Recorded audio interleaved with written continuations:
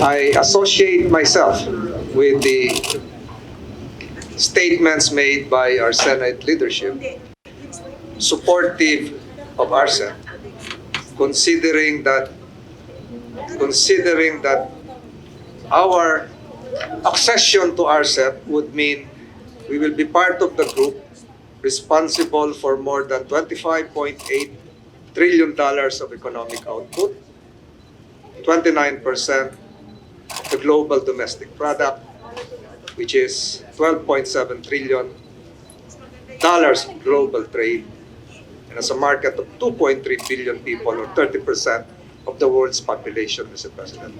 But Mr. President, I was informed of the presence of almost the entire membership of the executive department here.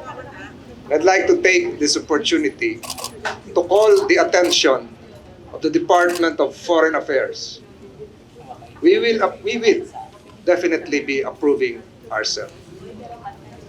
But the precept of this representation, Mr. President, is that we have likewise a job to strengthen RCEP during its infancy stage.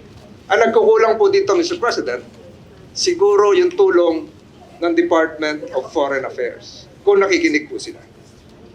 Mr. President, during the last Congress,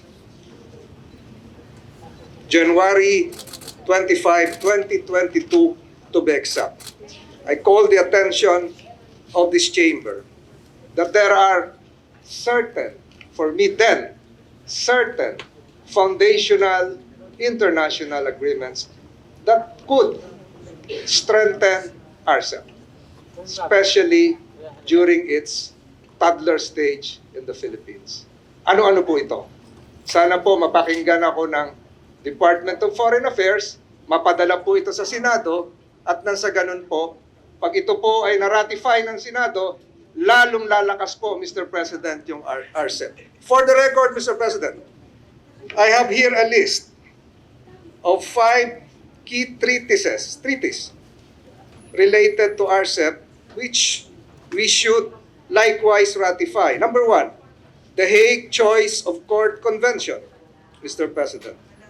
Number 2, the United Nations Convention on Contracts for the International Sale of Goods, signed last June 30, 2025. Number 3, the United Nations Convention on the Use of Electronic Communications in International Contracts, signed November 2025. The Convention on the Recognition of Enforcement of Foreign Judgments in Civil and Commercial Matters, Mr. President. And finally, the Hague Evidence Convention.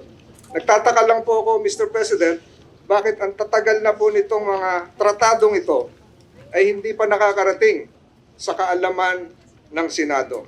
Kung atin pong ulitin ko po yung sinabi ko, kagaya po ng nilalaman ng Article 12.10 of the RCEP itself, nakalagay po doon, each party shall adopt or maintain a legal framework governing electronic transactions, taking into account the UNCITRAL Model Law on Electronic Commerce, 1996, the United Nations Convention on the Use of Electronic Communications in International Contracts, dated 23 November 2025.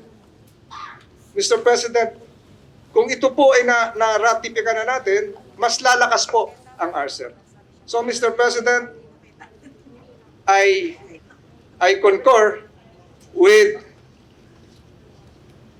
the thesis of one of my favorite law professors that RCEP can be a treaty that can stand alone, Mr. President.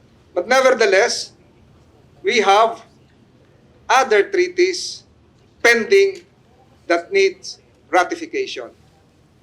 Again, Mr. President, I call upon the Department of Foreign Affairs, submit the 5 treaties I mentioned, this representation just mentioned, because this would further strengthen RCEP.